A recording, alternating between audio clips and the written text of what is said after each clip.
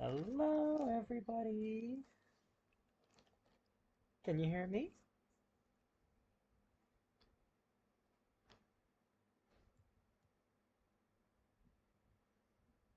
Hello. Okay, I think looks like OBS sound levels are good. Perfect. All right. Welcome back to Story Time. I am your host, Radiance VA. You might already know who I am. If you're here from the Twitter link, then yeah, then you already know who I am. So today we're going to be starting part 3 of our 5 planned part read along of The Horse and His Boy by C.S. Lewis. So we've read 6 chapters so far. We're going to do about 3 a day. And with any luck, we'll get through the story in just a couple more parts. So, if you would like a brief refresher on what had happened in yesterday's installment, we had our protagonist, Shasta, accidentally be mistaken for a prince from a land that is neighbors with Narnia. And so he is indirectly told the plan um, between King Edmund and Queen Susan as to how to escape her apparent betrothment. Shortly after that, our protagonist Shasta meets the real Prince Corin of Archenland, to whom he bears a striking resemblance. And so they switch back to their proper places. After that, we basically have Shasta on his own, trying to look for Bree, Quinn, and Aravis to meet up at the tombs as they agreed. Unable to find any of them, he believes that they may have gone on without him until suddenly at the end of the chapter, Bree and Wynne are shown darting toward him, but no longer dressed the way that they were when he was traveling with them. So, that's your quick catch up. For refresher for those who were here yesterday. For those who weren't, this might as well have been gibberish to you, and I apologize. Oh, hello. I see we've got a couple of people here. Excellent. All right. So yeah, I'm going to get started with chapter 7, Aravis and Tashban.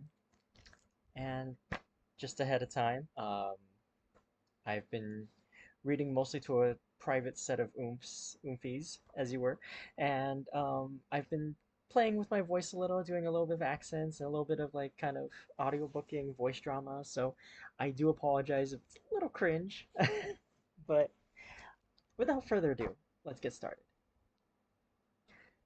Chapter 7, Aravis and Tashban. What had really happened was this.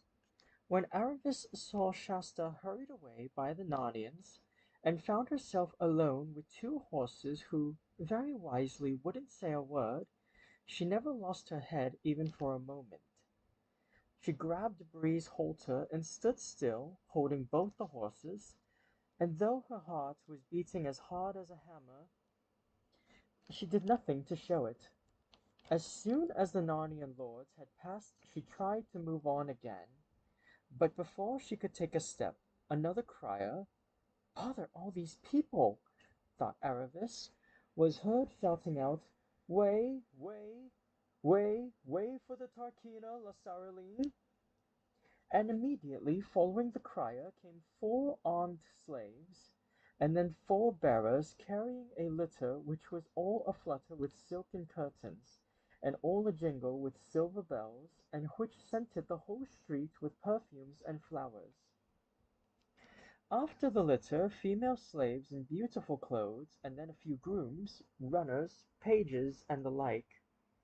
And now Aravis made her first mistake. She knew La Saraline quite well, almost as if they had been at school together, because they had often stayed in the same houses and been to the same parties. And Aravis couldn't help looking up to see what La Saraline looked like now that she was married and a very great person indeed. It was fatal. The eyes of the two girls met, and immediately La Saraline sat up in the litter and burst out at the top of her voice. "Aravis! What on earth are you doing here? Your father—" There was not a moment to lose. Without a second's delay, Aravis let go of the horses, caught the edge of the litter, swung herself up beside La Saraline, and whispered furiously in her ear. "Shut up! Do you hear? Shut up! You must hide me. Tell your people—" "But, darling," began La Saraline in the same loud voice. She didn't in the least mind making people stare. In fact, she rather liked it. "Do what I tell you, or I'll never speak to you again," hissed Aravis. "Please, please be quick, lass. It's frightfully important. Tell your people to bring those 2 horses along. Pull all the curtains of the litter and get away somewhere where I can't be found, and do hurry." "All right, darling," said La Saraline in her lazy voice. "Here, 2 of you take the Tarkina's horses," this was to the slaves, "and now home. I say, darling, do you think we really want the curtains drawn on a day like this? I mean to say, but Aravis had already drawn the curtains, enclosing Lasaraline and herself in a rich and scented but rather stuffy kind of tent. I mustn't be seen, she said. My father doesn't know I'm here. I'm running away. My dear, how perfectly thrilling, said Lasaraline. I'm dying to hear all about it. Darling, you're sitting on my dress. Do you mind? That's better. It is a new one. Do you like it? I got it at... Oh, lass, do be serious, said Aravis. Where is my father? And here's an illustration. Well, didn't you know? Said Lasaraline. He's here, of course. He came to town yesterday and is asking about you everywhere. And to think of you and me being here together and his not knowing anything about it. It's the funniest thing I ever heard. And she went off into giggles. She had always been a terrible giggler, as Aravis now remembered. It isn't funny at all, she said. It's dreadfully serious. Where can you hide me? No difficulty at all, my dear girl, said Lasaraline. I'll take you home. My husband's away and no one will see you. Whew! It's not much fun with the curtains drawn. I want to see people. There's no point in having a new dress on if no one's to go about shut up like this. I hope no one heard you when you shouted out to me like that, said Aravis. No, no, of course, darling, said Lasaraline absent-mindedly. But you haven't even told me yet what you think of the dress. Another thing, said Aravis. You must tell your people to treat those two horses very respectfully. That's part of the secret. They're really talking horses from Narnia. Fancy, said Lasaraline. How exciting! And oh, darling, have you seen the barbarian queen from Narnia? She's staying in Tashbaan at present. They say Prince Rabadash is madly in love with her. There have been the most wonderful parties and hunts and things all this last fortnight. I can't see that she's so very pretty myself, but some of the Narnian men are lovely. I was taken out on a river party the day before yesterday, and I was wearing my... How shall we prevent your people telling everyone you've got a visitor, dressed like a beggar's brat in your house? It might so easily get round to my father. Now don't keep fussing, there's a dear, said Lasaraline. We'll get you some proper clothes in a moment. And here we are. The barrows had stopped and the litter was being lowered. When the curtains had been drawn, Aravis found that she was in a courtyard garden, very like the one that Shasta had been taken into a few minutes earlier in another part of the city. Lasaraline would have gone indoors at once, but Aravis reminded her in a frantic whisper to say something to the slaves about not telling anyone of their mistress's strange visitor. Sorry, darling, it had gone right out of my head, said Lasaraline. Here, all of you, and you, doorkeeper, no one is to be let out of the house today, and anyone I catch talking about this young lady will be first beaten to death and then burned alive, and after that be kept on bread and water for 6 weeks. There! Although Lasaraline had said she was dying to hear Aravis's story, she showed no sign of really wanting to hear it at all. She was, in fact, much better at talking than at listening. She insisted on Aravis having a long and luxurious bath, calamine baths are famous, and then dressing her up in the finest clothes before she would let her explain anything.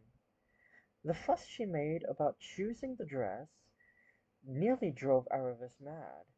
She remembered now that Lasaraline had always been like that, interested in clothes and parties and gossip.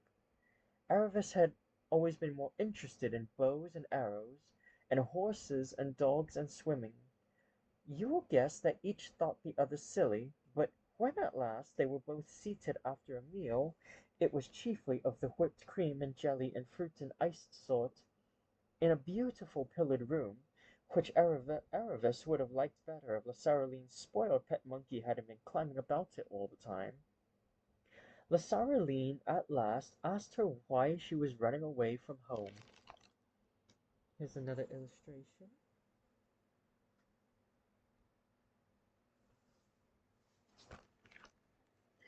When Erebus had finished telling her story, Lasaraline said, "But darling, why don't you marry Ahosh the Tarkan? Everyone's crazy about him. My husband says he's beginning to be one of the greatest men in Kalaman.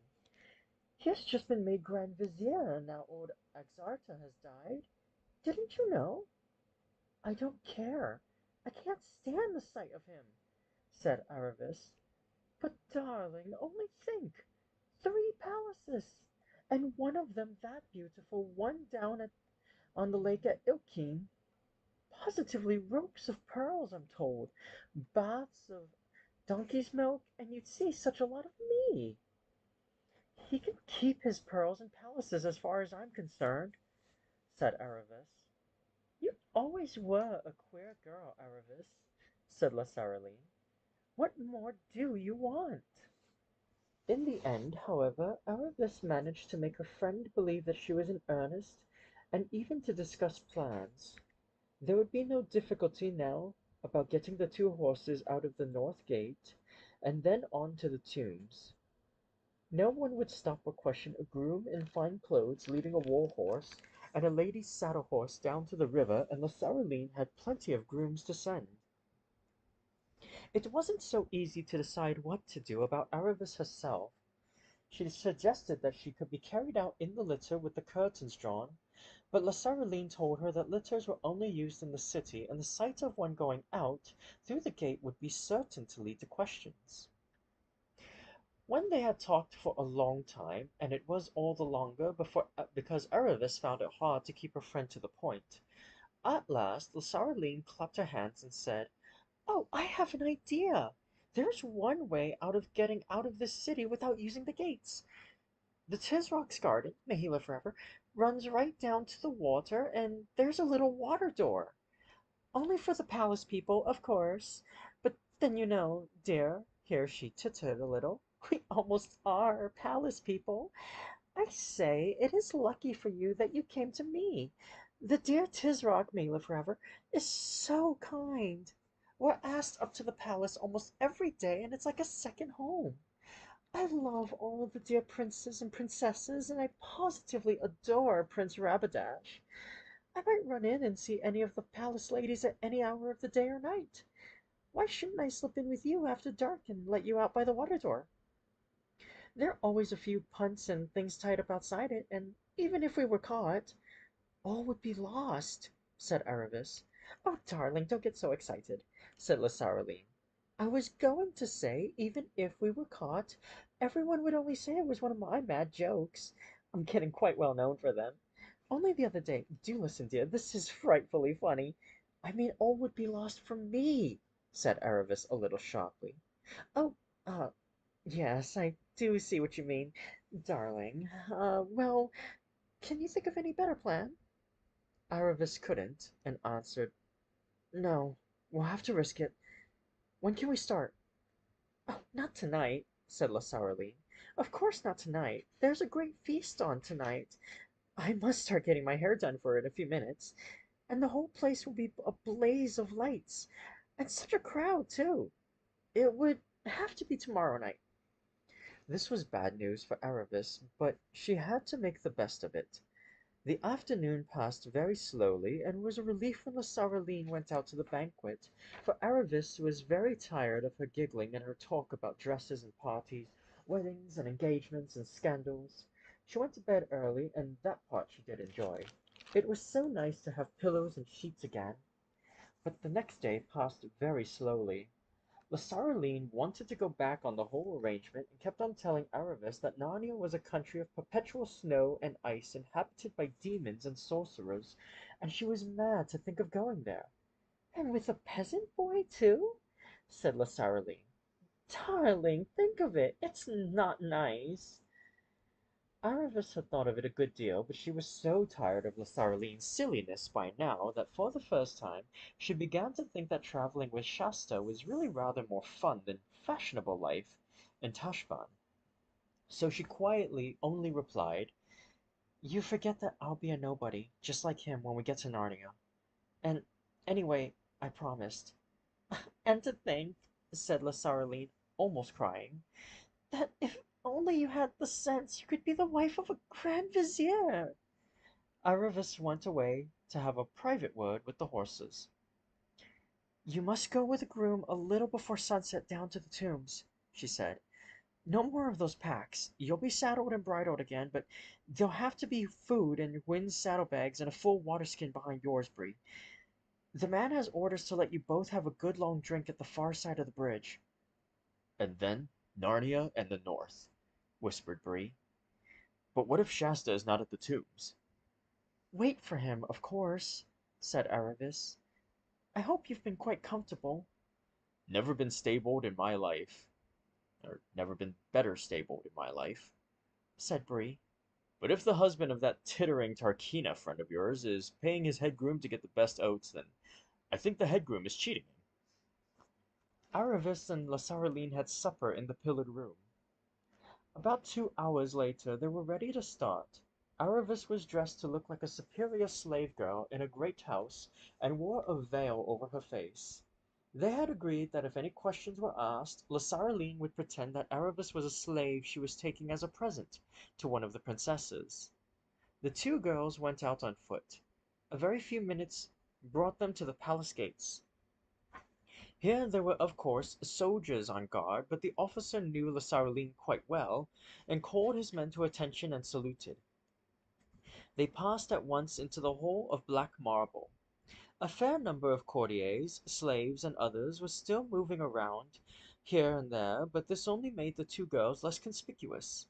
They passed on into the hall of pillars, and then into the hall of statues, and down the colonnade, passing the great beaten copper doors of the throne room.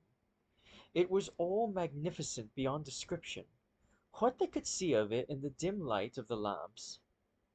Presently they came out into the garden court, which sloped downhill in a number of terraces. On the far side of that they came to the old palace.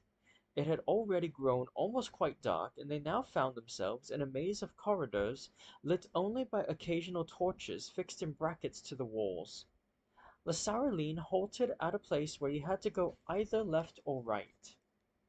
"Go on, do go on," whispered Aravis, whose heart was beating terribly, and who still felt that her father might run into them at any corner. "I'm just wondering," said Lasaraline. "I'm not absolutely sure which way we go from here. I think it's the left. Yes, I'm almost sure it's the left. What fun this is!" They took the left-hand way, and found themselves in a passage that was hardly lighted at all, and which soon began going down steps. "It's all right," said Lasaraline. "I'm sure we're right now. I remember these steps." But at that moment a moving light appeared ahead. A second later there appeared from round a distant corner the dark shapes of two men walking backwards and carrying tall candles. And of course it is only before royalties that people walk backwards. Aravis felt Lasaraline grip her arm, that sort of sudden grip which is almost a pinch, and which means that the person who is gripping you is very frightened indeed. Aravis thought it odd that Lasaraline should be so afraid of the Tisroc if he were really such a friend of hers. But there was no time to go on thinking. Lasaraline was hurrying her back to the top of the steps, and groping wildly along the wall. "Here's a door," she whispered. "Quick!" They went in, drew the door very softly behind them, and found themselves in pitch darkness. Aravis could hear by Lasaraline's breathing that she was terrified. "Tash preserve us!" whispered Lasaraline. "What shall we do if he comes in here? Can we hide?" There was a soft carpet under their feet. They groped forward into the room and blundered onto a sofa. "Let's lie down behind it," whispered Lasaraline. "Oh, I do wish we hadn't come." There was just room between the sofa and the curtained wall, and the two girls got down. Lasaraline managed to get the better position and was completely covered. The upper part of Aravis's face stuck out beyond the sofa so that if anyone came into the room with a light and happened to look in exactly the right place, they would see her. But of course, because she was wearing a veil, what they saw would not at once look like a forehead and a pair of eyes. Aravis shoved desperately to try to make Lasaraline give her a little more room, but Lasaraline, now quite selfish in her panic, fought back and pinched her feet. They gave it up and lay still, panting a little. Their own breath seemed dreadfully noisy, but there was no other noise. "Is it safe?" said Aravis at last in the tiniest possible whisper. "I I think so," began Lasaraline. "But my poor nerves—" And then came the most terrible noise they could have heard at that moment, the noise of the door opening. And then came light, and because Aravis couldn't get her head any further in behind the sofa, she saw everything. First came the two slaves, deaf and dumb, as Aravis rightly guessed, and therefore used at the most secret councils, walking backwards and carrying the candles. They took up their stand, one at each end of the sofa. This was a good thing, for of course it was now harder for anyone to see Aravis once a slave was in front of her and she was looking between his heels. Then came an old man, very fat, wearing a curious pointed cap, by which she immediately knew that he was the Tisroc. The least of the jewels with which he was covered was worth more than all the clothes and weapons of the Narnian lords put together. But he was so fat, and such a mass of frills and pleats and baubles and buttons and tassels and talismans, that Aravis couldn't help thinking the Narnian fashions, at any rate for men, looked nicer. After him came a tall young man with a feathered and jeweled turban on his head and an ivory-sheathed scimitar at his side. He seemed very excited, and his eyes and teeth flashed fiercely in the candlelight. Last of all came a little humpbacked, wizened old man, in whom she recognized with a shudder the new Grand Vizier and her own betrothed husband, Aoshta Tarkhan himself. As soon as all three had entered the room and the door was shut, the Tisroc seated himself on the divan with a sigh of contentment. The young man took his place standing before him, and the Grand Vizier got down on his knees and elbows and laid his face flat on the carpet. Chapter 8. In the House of the Tisroc. "Oh, my father, and oh, the delight of my eyes!" began the young man, muttering the words very quickly and sulkily, and not at all as if the Tisroc were the delight of his eyes. "May you live forever, but you have utterly destroyed me. If you had given me the swiftest of the galleys at sunrise when I first saw that the ship of the accursed barbarians was gone from her place, I would perhaps have overtaken them. But you persuaded me to send first and see if they had not merely moved round the point into better anchorage. And now the whole day has been wasted, and they're gone, gone, out of my reach. The false jade, the—" and here he added a great many descriptions of Queen Susan, which would not look at all nice in print. For of course this young man was Prince Rabadash, and of course the false jade was Susan of Narnia. "Compose yourself, oh my son," said the Tisroc, "for the departure of guests makes a wound that is easily healed in the heart of a judicious host." "But I want her!" cried the prince. "I must have her! I shall die if I do not get her. False, proud, black-hearted daughter of a dog that she is! I cannot sleep, and my food has no savor, and my eyes are darkened because of her beauty. I must have the barbarian queen." "How well it was said by a gifted poet!" observed the vizier, raising his face in a somewhat dusty condition from the carpet, "that deep draughts from the fountain of reason are desirable in order to extinguish the fire of youthful love." This seemed to exasperate the prince. "Dog!" he shouted, directing a series of well-aimed kicks at the hind quarters of the vizier. "Do not dare to quote the poets to me, I have had maxims and verses flung at me all day, and I can endure them no longer." I am afraid Aravis did not feel at all sorry for the vizier. And here's an illustration of the vizier quite literally getting his ass kicked.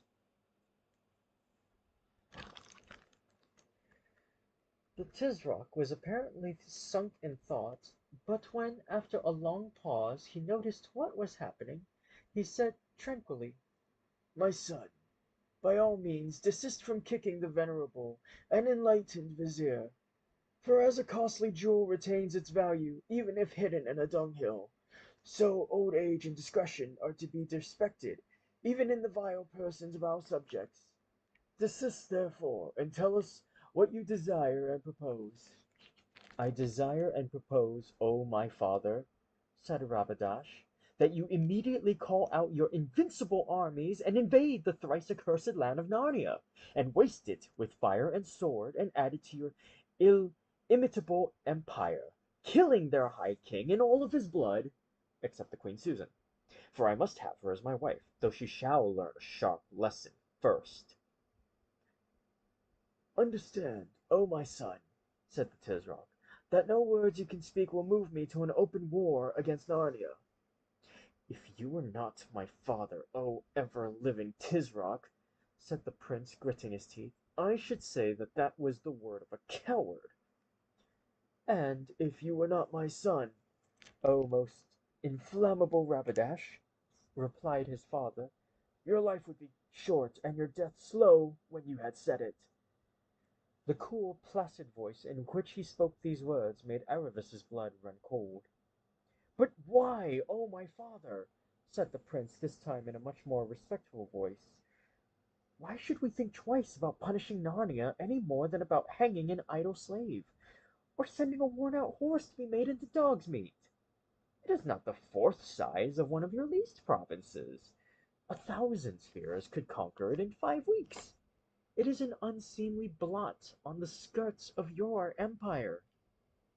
"Most undoubtedly," said the Tisroc. "These little barbarian countries that call themselves free, which is as much as to say idle, disordered, and unprofitable, are hateful to the gods and to all persons of discernment." "Then why have we suffered such a land as Narnia to remain thus long unsubdued?" "Know, O enlightened prince," said the Grand Vizier, "that until the year in which your exalted father began his salutary and unending reign, the land of Narnia was covered with ice and snow, and was moreover ruled by a most powerful enchantress." "This I know very well, O loquacious vizier," answered the prince, "but I know also that the enchantress is dead, and the ice and snow have vanished, so that Narnia is now wholesome, fruitful, and delicious." "And this change, O learned prince, has doubtless been brought to pass by the most powerful incantations of those wicked persons who now call themselves kings and queens of Narnia."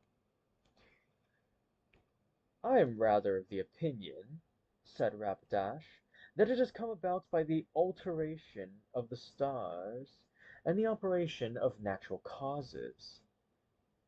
"All this," said the Tisroc, "is a question for the disputations of learned men.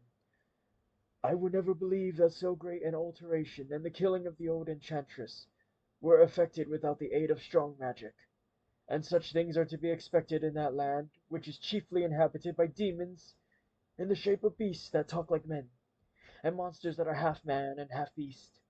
It is commonly reported that the High King of Narnia, whom the gods utterly reject, is supported by a demon of hideous aspect, an irresistible maleficent who appears in the shape of a lion. Therefore the attacking of Narnia is a dark and doubtful enterprise, and I am determined not to put my hand out farther than I can draw it back." "How blessed is Kellerman," said the vizier, popping up his face again, "on whose ruler the gods have been pleased to bestow prudence and circumspection.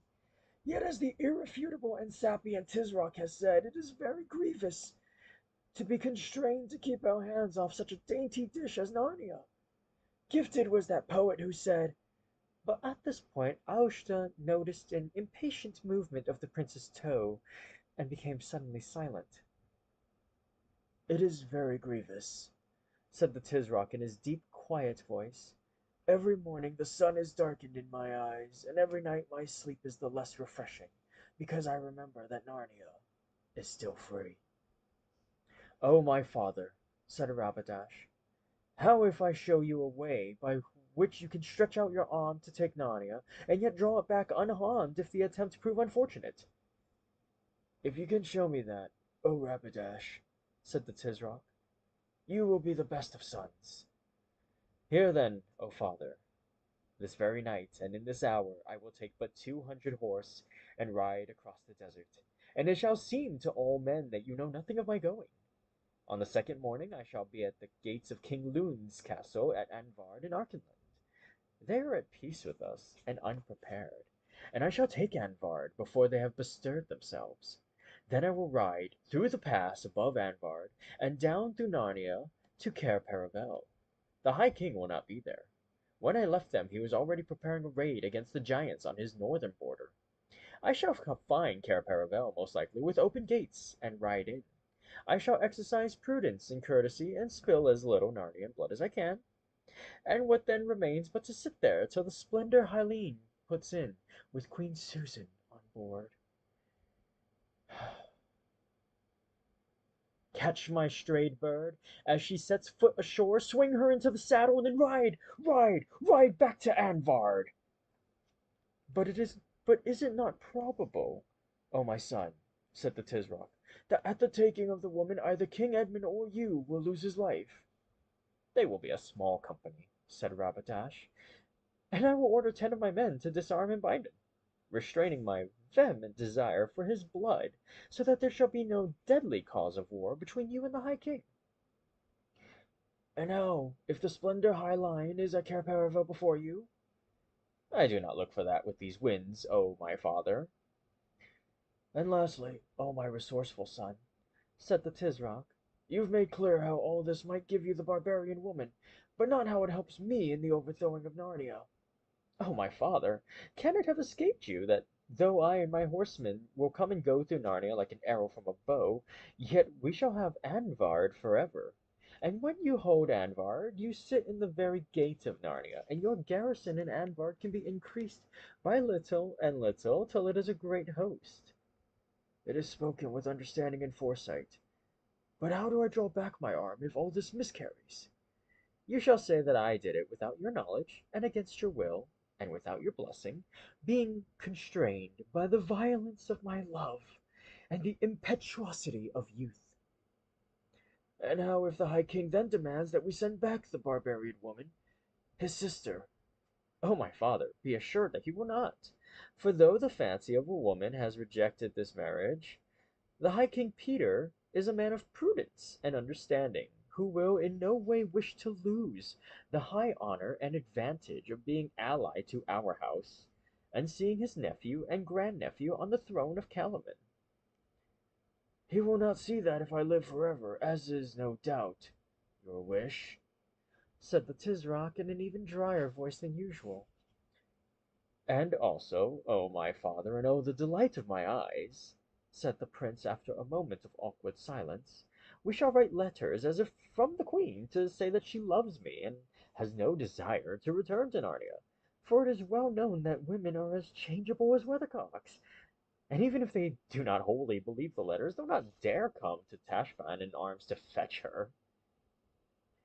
O enlightened vizier, said the Tisroc, bestow your wisdom upon us concerning this strange proposal. O eternal Tisroc, answered Aosta, the strength of paternal affection is not unknown to me, and I have often heard that sons are in the eyes of their fathers more precious than carbuncles. How then shall I dare freely to unfold to you my mind in a matter which may imperil the life of this exalted prince? Undoubtedly you will dare, replied the Tisroc, because you will find that the dangers of not doing so are at least equally great. To hear is to obey, moaned the wretched man. Know then, O most reasonable Tisroc, in the first place, that the danger of the prince is not altogether so great as might appear. For the gods have withheld from the barbarians the light of discretion, as that their poetry is not like ours, full of choice apothegms and useful maxims, but is all of love and war. Therefore nothing will appear to them more noble and admirable than such a mad enterprise as this of Ow! For the prince, at the word mad, had kicked him again. Desist still, my son, said the Tisroc, and you, estimable vizier, whether he desists or not, by no means allow the flow of your eloquence to be interrupted, for nothing is more suitable to persons of gravity and decorum than to endure minor inconveniences with constancy. To hear is to obey, Said the vizier, wriggling himself round a little so as to get his hinder parts further away from Rabadash's toe. nothing, I say, will seem as pardonable, if not estimable, in their eyes as this hazardous attempt, especially because it is undertaken for the love of a woman. Therefore, if the prince by misfortune fell into their hands, they would assuredly not kill him.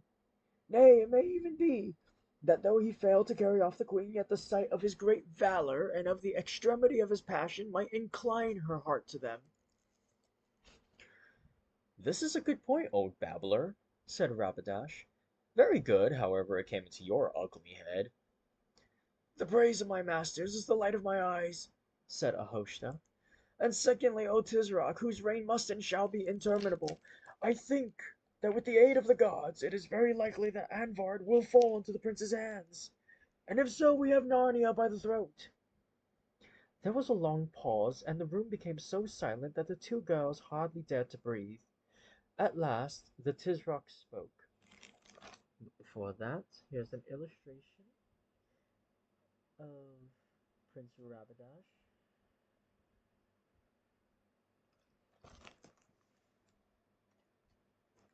Go, my son, he said, and do as you have said, but expect no help nor countenance from me. I will not avenge you if you are killed, and I will not deliver you if the barbarians cast you into prison. And if either in success or failure you shed a drop more than you need of Narnian noble blood, and open war arises from it, my favor shall never fall upon you again, and your next brother shall have your place in Calaman. Now go, be swift, secret, and fortunate. May the strength of Tash, the inexorable, the irresistible, be in your sword and lance. To hear is to obey, Cried Rabadash, and after kneeling for a moment to kiss his father's hands, he rushed from the room. Greatly to the disappointment of Aravis, who was now horribly cramped, the Tisroc and the Vizier remained. O Vizier, said the Tisroc, is it certain that no living soul knows of this council we three have held here tonight? O my master, said Alshta, it is not possible that any should know. For that very reason I proposed, and you in your infallible wisdom agreed, that we should meet here in the old palace where no council was ever held, and none of the household has any occasion to come. It is well, said the Tisroc. If any man knew, I would see to it that he died before an hour had passed. And do you also, O prudent vizier, forget it. I sponge away from my own heart, and from yours, all knowledge of the prince's plans. He is gone without my knowledge or my consent. I know not whither, because of his violence and the rash and disobedient disposition of youth. No man will be more astonished than you and I to hear that Anvard is in his hands. To hear is to obey, said Aosta. That is why you will never think that even in your secret heart that I am the hardest hearted of fathers, who does send my firstborn son on an errand so likely to be his death, pleasing as it must be to you who do not love the prince, for I see into the bottom of your mind. O impeccable Tisroc, said the vizier, in comparison with you I love neither the prince nor my own life, nor bread, nor water, nor the light of the sun. Your sentiments, said the Tisroc, are elevated and correct. I also love none of these things in comparison with the glory and strength of my throne. If the prince succeeds, we have Archenland, and perhaps hereafter Narnia. If he fails, I have 18 other sons, and Rapidash, after the manner of the eldest king of sons, was beginning to be dangerous anyway. More than 5 Tisrocs and Tashban have died before their time because their eldest sons, enlightened princes grew tired of waiting for their throne. He had better cool his blood abroad than boil it in an action here. And now, O excellent vizier, the excess of my paternal anxiety inclines me to sleep. Command the musicians to my chamber. But before you lie down, call back the pardon we wrote for the third cook. I feel within me the manifest prognostics of indigestion. To hear is to obey, said the Grand Vizier. He crawled backwards on all fours to the door, rose, bowed, and went out. Even then the Tizrak remained seated in silence on the divan, till Aravis almost began to be afraid that he had dropped asleep. But at last, with a great creaking and sighing, he heaved up his enormous body, signed to the slaves to precede him with the lights, and went out. The door closed behind him, the room was once more totally dark, and the two girls could breathe freely again. Here's the last illustration of the chapter. I think I showed it, but I don't remember if I did, so.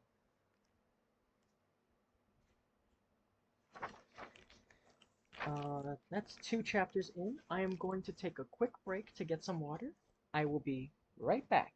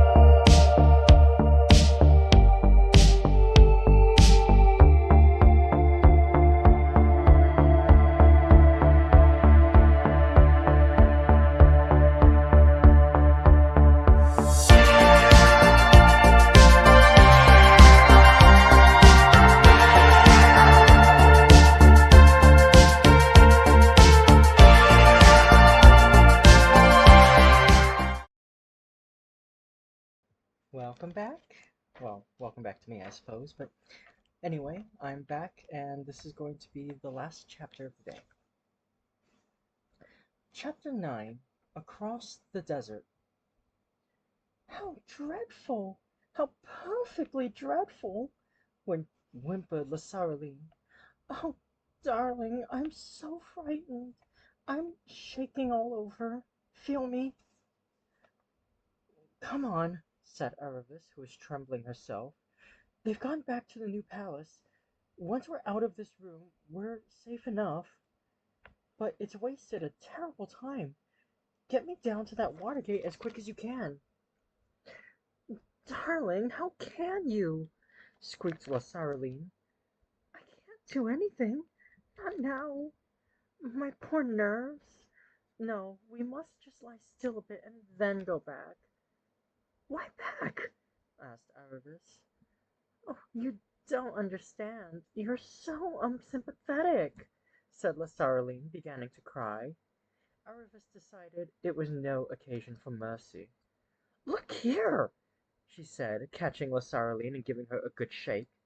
If you say another word about going back, and if you don't start taking me to that water gate at once, do you know what I'll do? I'll rush out into that passage and scream. Then we'll both be caught. But we shall both be killed, said Lasaraline. Didn't you hear what the Tizrak may live forever said? Yes, and I'd sooner be killed than married to Aushta, so come on. Oh, you are unkind, said Lasaraline. And I in such a state. But in the end she had to give in to Aravis. She led the way down the steps they had already descended, and along another corridor, and so finally out into the open air. They were now in the palace garden, which sloped down in terraces to the city wall. The moon shone brightly. One of the drawbacks about adventures is that when you come to the most beautiful places you are often too anxious and hurried to appreciate them, so that Aravis, though she remembered them years later, had only a vague impression of gray lawns, quietly bubbling fountains, and the long black shadows of cypress trees. When they reached the very bottom and the wall rose frowning above them, Lasaraline was shaking so that she could not unbolt the gate. Aravis did it. There at last was the river, full of reflected moonlight, and a little landing stage and a few pleasure boats. "Goodbye," said Aravis, "and thank you. I'm sorry if I've been a pig, but think what I'm flying from."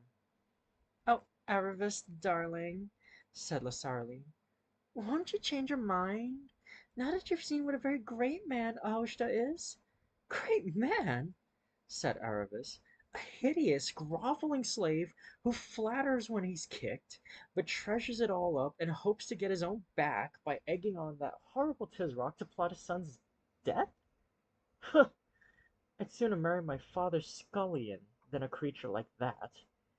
"Oh, Aravis, Aravis, how can you say such dreadful things? And about the Tisroc, may he live forever, too. It must be right if he's going to do it."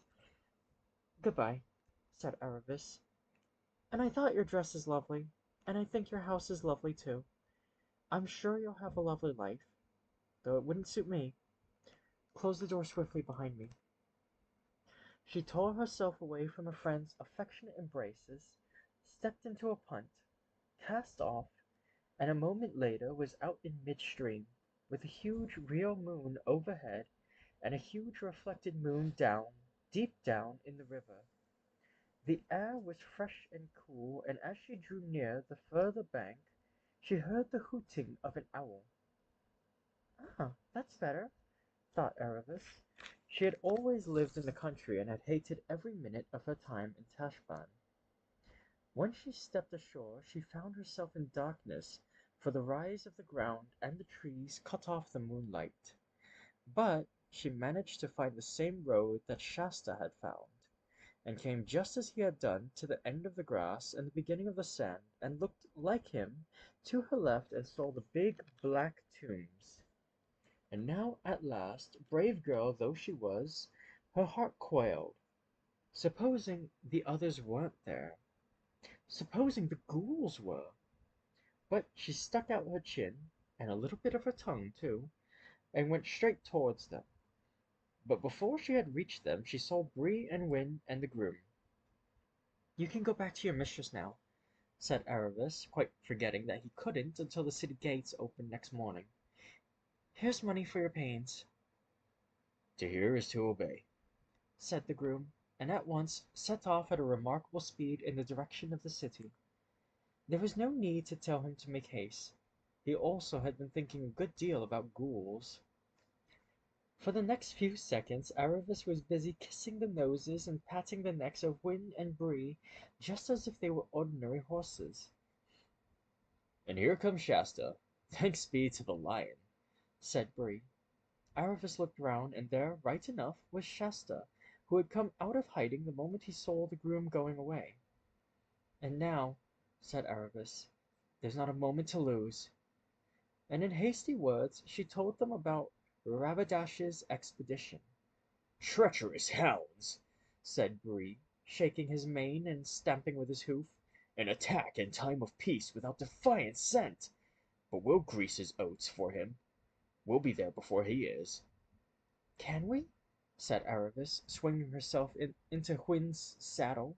Shasta wished he could mount like that. snorted Bree.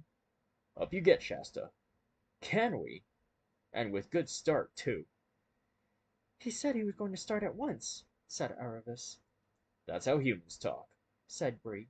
But you don't get a company of 200 horse and horsemen watered, and victualled, and armed, and saddled, and started all in a minute. Now what's our direction? Due north? No, said Shasta. I know about that. I've drawn a line. I'll explain later. Bear a bit to our left, both you horses. Here it is. Now, said Bree, all that about galloping for a day and a night like in stories can't really be done. Must be walk and trot, but brisk trots and short walks. And whenever we walk, you two humans can slip off and walk too. Now, are you ready, Win? Off we go. Narnia and the North!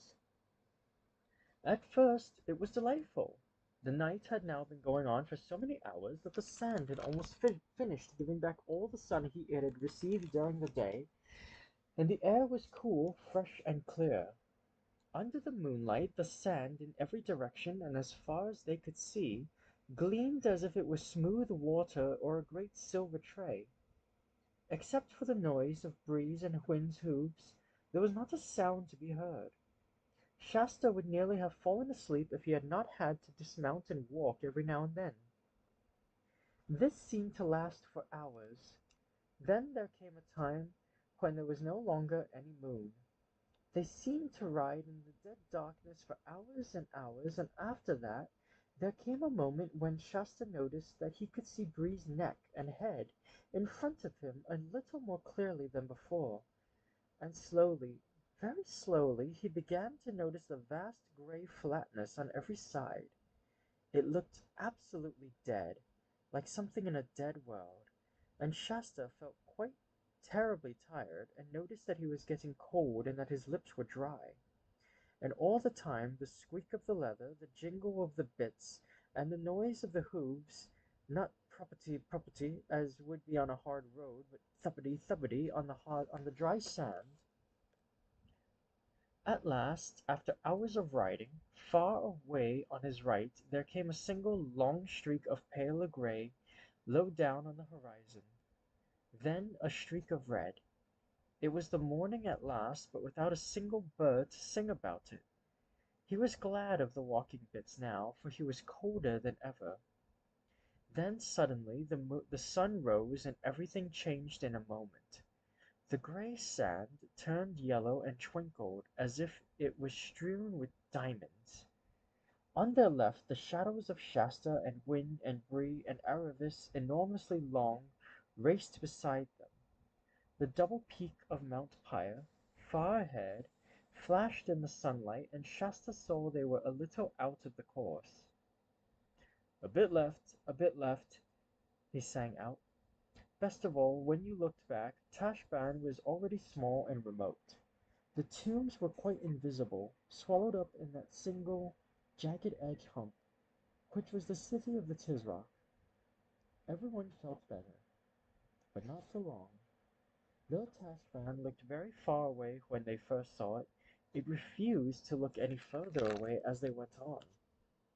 Shasta gave up looking back at it, for it only gave him the feeling that they were not moving at all.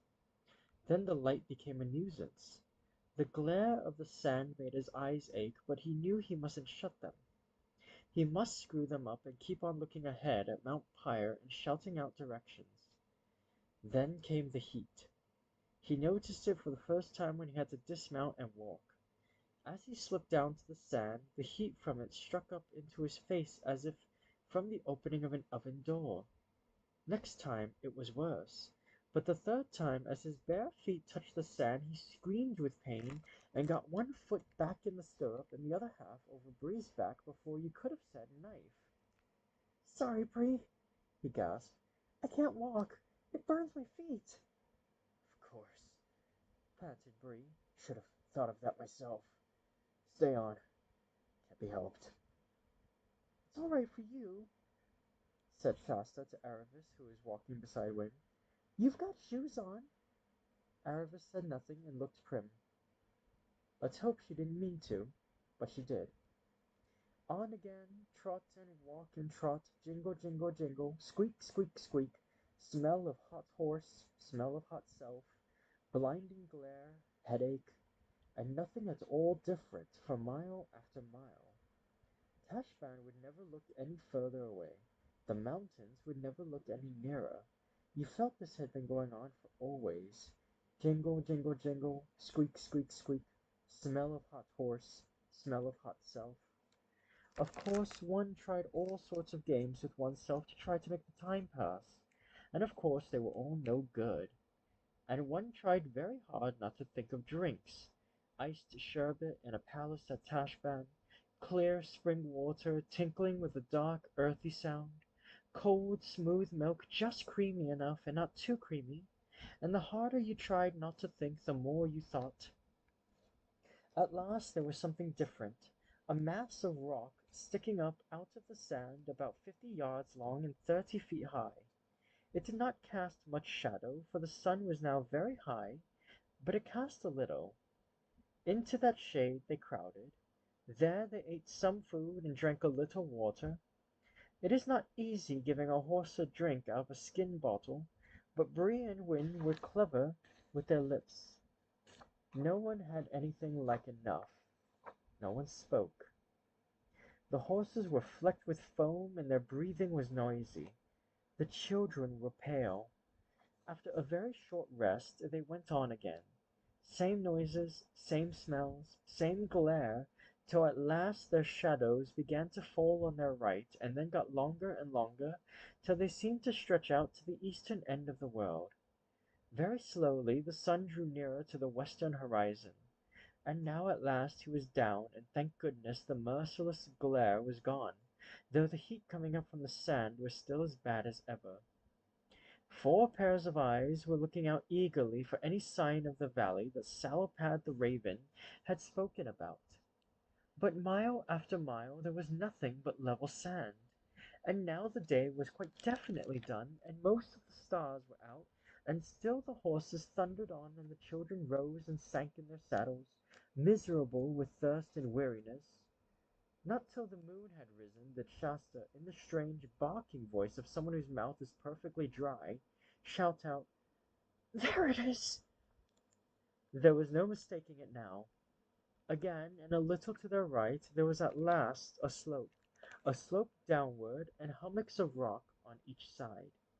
The horses were far too tired to speak, but they swung round towards it, and in a minute or two they were entering the gully. At first it was worse in there than it had been out in the open desert, for there was a breathless stuffiness between the rocky walls and less moonlight. The slope continued steeply downwards, and the rocks on either hand rose to the height of cliffs. Then they began to meet vegetation, prickly cactus-like plants, and coarse grass of the kind that would prick your fingers. Soon the horse hoofs were falling on pebbles and stones instead of sand.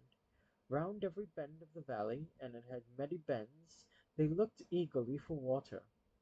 The horses were nearly at the end of their strength now, and Wynne, stumbling and panting, was lagging behind Bree.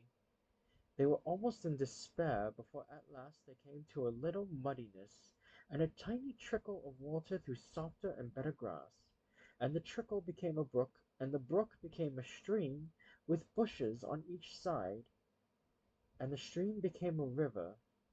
And there came, after more disappointments than I could possibly describe, a moment when Shasta, who had been in a kind of doze, suddenly realized that Bree had stopped and found himself slipping off.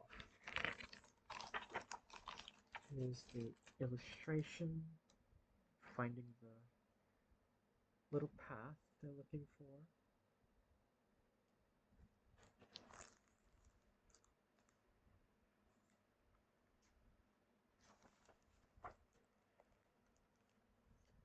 Before them a little cataract of water poured into a broad pool, and both the horses were already in the pool with their heads down, drinking, drinking, drinking. "Ah!"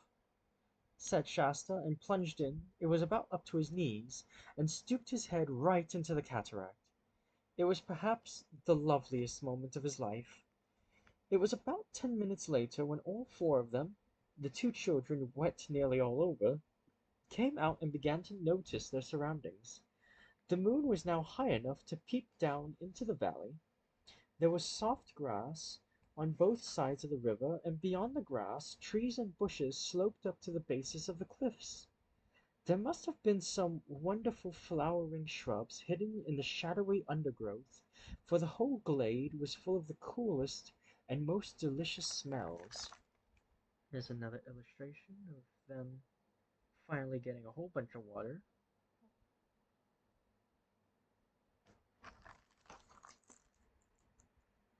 And out of the darkest recess among the trees there came a sound Shasta had never heard before, a nightingale. Everyone was much too tired to speak or to eat. The horses, without waiting to be unsaddled, lay down at once.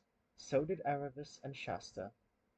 About 10 minutes later, the careful Wind said, "But we mustn't go to sleep. We've got to keep ahead of the Rapidash." "No," said Bree very slowly. "Mustn't go sleep. Just a little rest." Shasta knew, for a moment, that they would all go to sleep if he didn't get up and do something about it, and felt that he ought to. In fact, he decided that he would get up and persuade them to go on. But presently, not yet. Not just yet.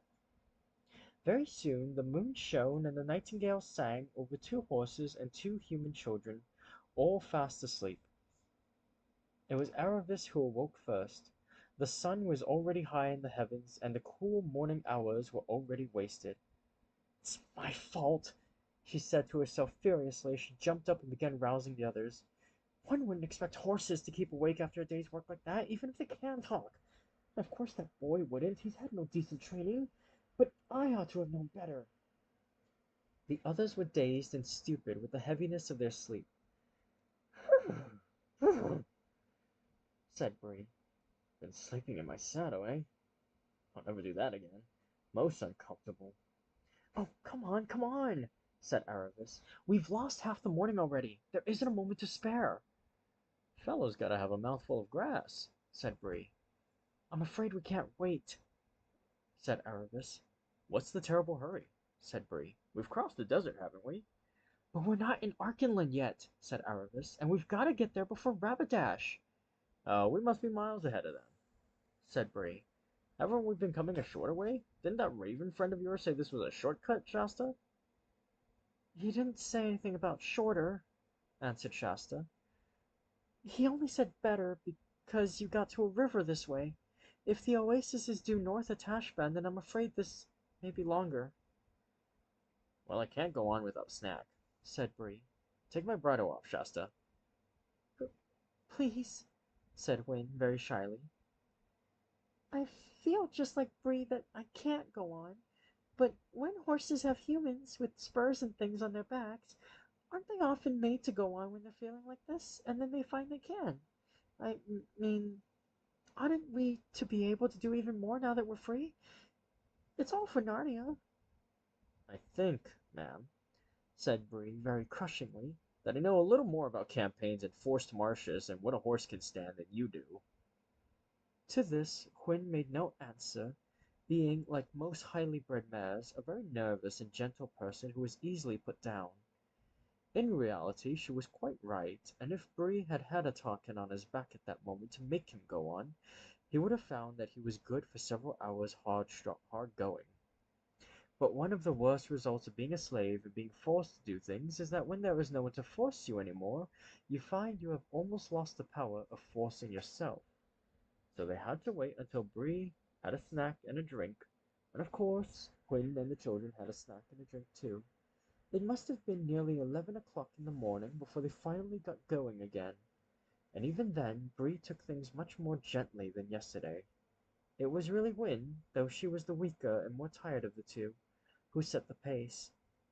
The valley itself, with its brown, cool river, and grass and moss and wild flowers and rhododendrons, was such a pleasant place that it made you want to ride slowly. And that takes us to the end of our third chapter of the day. That's the end of chapter 9, and so I do believe I'm going to start calling it for today. We have, just making sure my count's still correct. Yep, 6 more chapters. So at the pace we're going, we'll be done in 2 more of these streams. I hope you've been enjoying what you've heard. Um, if you're here from my post about it on Twitter, I hope that I was entertaining for you.